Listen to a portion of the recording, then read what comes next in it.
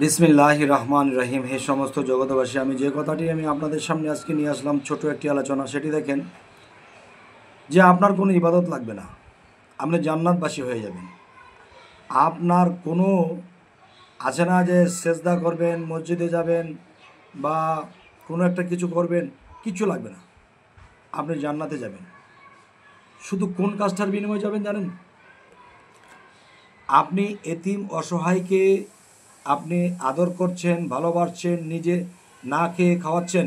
এবং দেখা যায় আরেকটা বিষয় হলো যে আপনি হাঁটেন, চলেন, ফিরেন, খান, সবসময় ভিতরে আল্লাহ আল্লাহ জিকির করেন, আর কিচ্ছু দরকার নেই।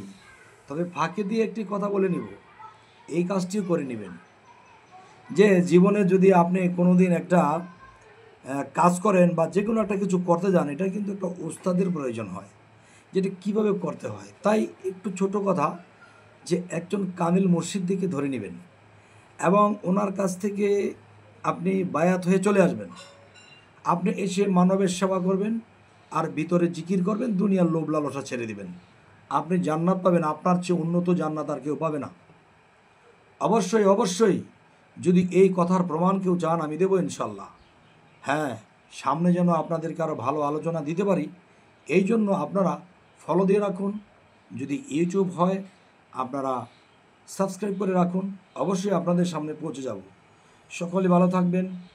আল্লাহ হাফিজ।